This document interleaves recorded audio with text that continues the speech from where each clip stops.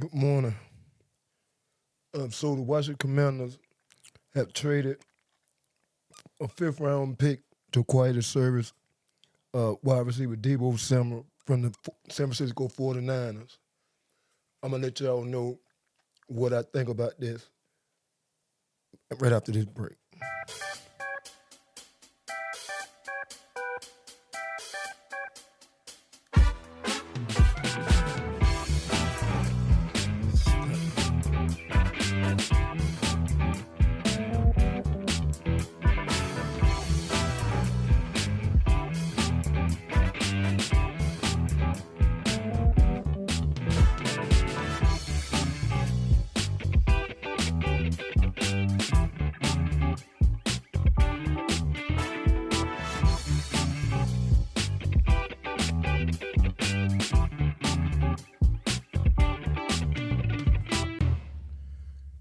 Welcome back to another Burger and Gold conversation.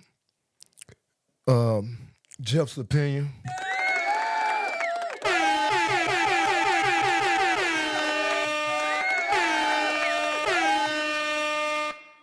Okay, so we had some breaking news last night. We had the Watch the Commanders acquiring the services wide receiver Deebo Samuels for a fifth round pick. This move kind of interesting, man. I mean,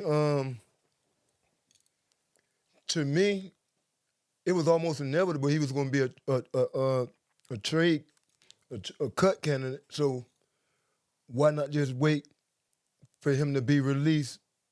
You know, maybe sooner when the league year start, and by March 12th, he had to be wherever his contract set up for his roster bonus to kick in.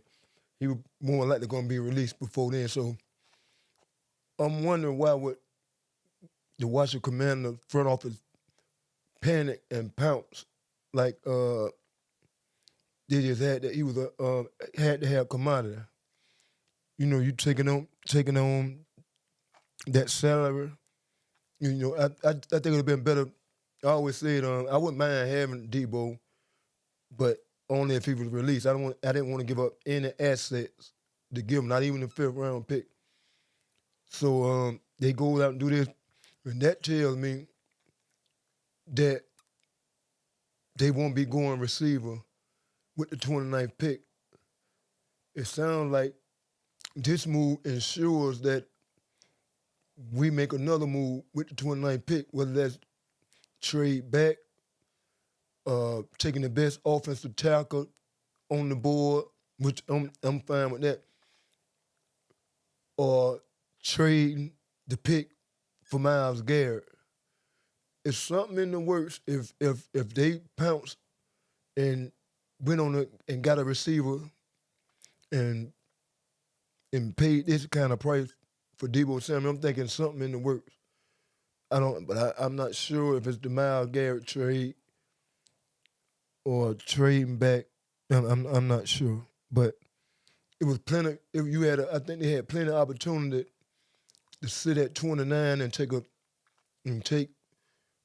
arguably maybe a top 5 receiver in the draft if they would have sat there at 29.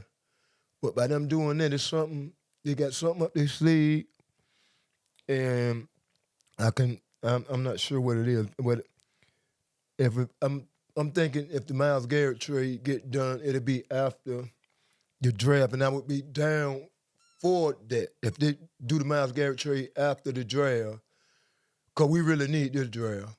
We really need all these picks. So we need to work this draft, and hopefully they could set up some picks for next year. You know, come out this draft with some picks for next year. They can use the mortgage for the Myles Garrett trade at the deadline, if that's going to happen. Which Myles Garrett already came out and said that he's not willing to accept a contract extension with the Cleveland Browns. So he's pretty much forcing his way out.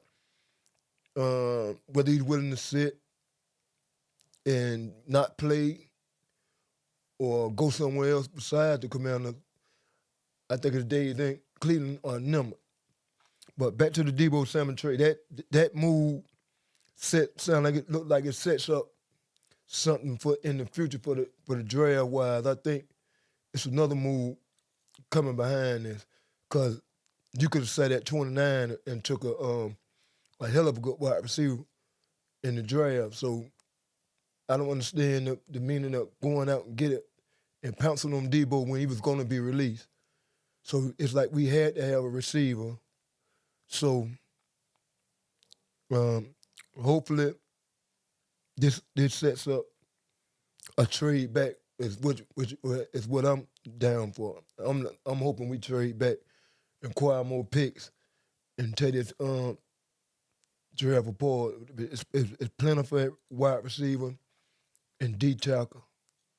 So, but if we stay there at 29, you know, the best offensive tackle available, or I hear a lot of people now saying Burton might fall to 29. So, man, it's interesting. This is very interesting. To know, I wish I could have.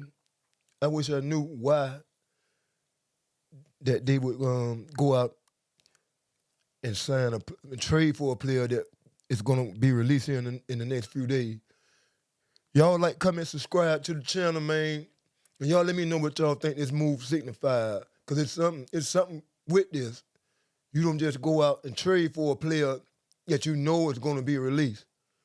So y'all have a wonderful rest of y'all Sunday, man. And I may come back later on, do another video for y'all. Thanks.